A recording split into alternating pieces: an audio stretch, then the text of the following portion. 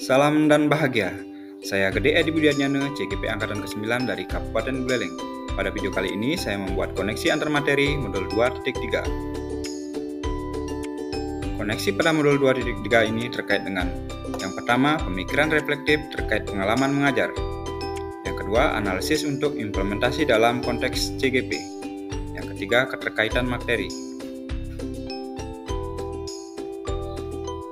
Refleksi pengalaman belajar modul 2.3. Setelah mempelajari modul ini, saya memahami bahwa saya sebagai guru penggerak haruslah mampu menjalankan salah satu peran guru penggerak, yakni menjadi coach bagi guru lain agar mampu menuntun rekan sejawat saya untuk menemukan sendiri solusi atas permasalahan yang dihadapinya melalui kegiatan supervisi akademik menggunakan konsep coaching.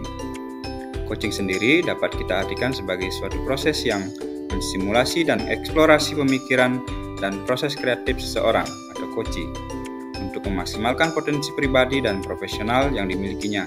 Coaching lebih kepada membantu seseorang untuk belajar atau menuntun daripada mengajarinya.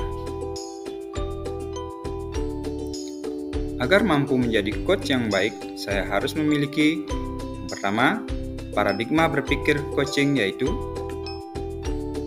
fokus pada coachee atau rekan yang akan dikembangkan. Kemudian bersikap terbuka dan ingin tahu, memiliki kesadaran diri yang kuat, dan mampu melihat peluang baru dan masa depan.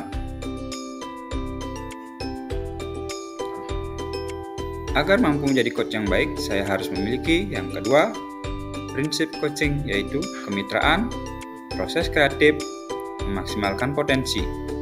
Yang ketiga, kompetensi inti coaching, yaitu kehadiran penuh atau presensi, mendengarkan aktif, dan mengajukan pertanyaan berbobot.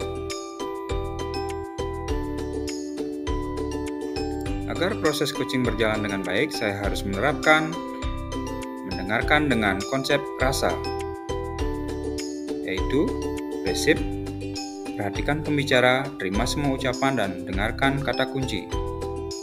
Apresiatif, beri sinyal Anda mendengarkan. Kemudian ajukan pertanyaan untuk memperdalam. Dan S-nya adalah summarize, rangkum yang Anda tangkap, dan gunakan kata kunci. Selain itu, agar proses coaching berjalan dengan baik, saya harus menerapkan alur percakapan Tirta. Yang pertama, tujuan, menyepakati topik pembicaraan dan hasil pembicaraan. Yang kedua, identifikasi, menggali dan menetapkan situasi saat ini, menghubungkan fakta-fakta yang ada. Yang ketiga, rencana aksi, mengembangkan ide alternatif rencana aksi atau solusi. Yang keempat, tanggung jawab, berkomitmen akan langkah selanjutnya.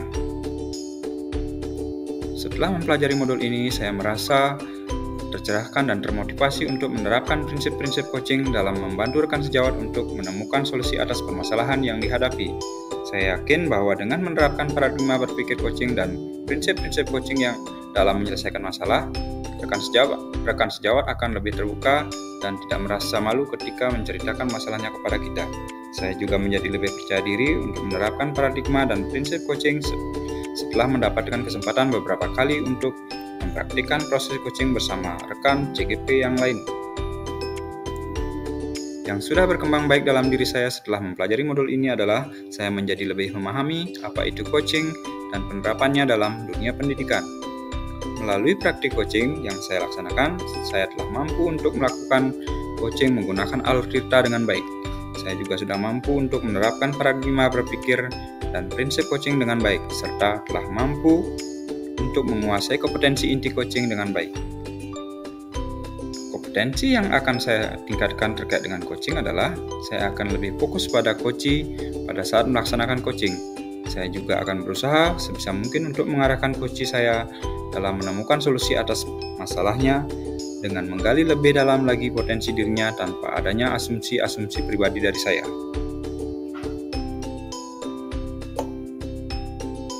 Selanjutnya tentang analisis implementasi dalam konteks CGP.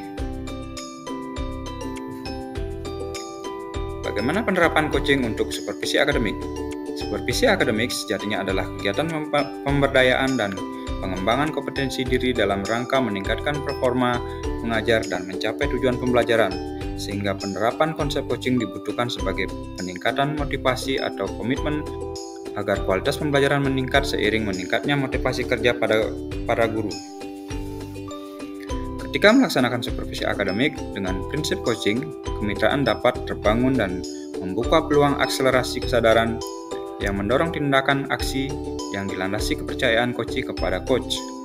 Dalam prosesnya, kita tidak perlu memandang perbedaan jabatan karena dalamnya terjadi proses kolaboratif antara supervisor dan guru.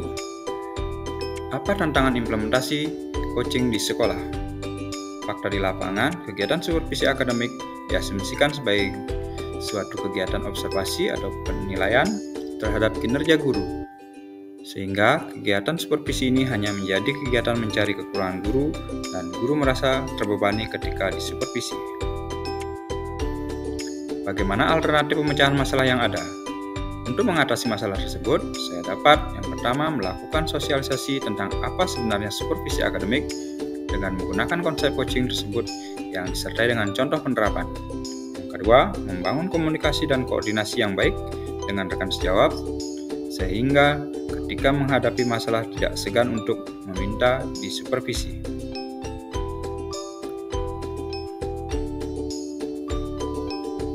Selanjutnya, keterkaitan coaching dengan materi sebelumnya di paket modul 2 yaitu pembelajaran berdiferensiasi dan pembelajaran sosial dan emosional atau PSE. Terkaitan pembelajaran diferensiasi dan coaching untuk supervisi akademik yaitu dalam proses supervisi akademik, masalah yang muncul sudah tentu masalah tentang pembelajaran dan dunia pendidikan.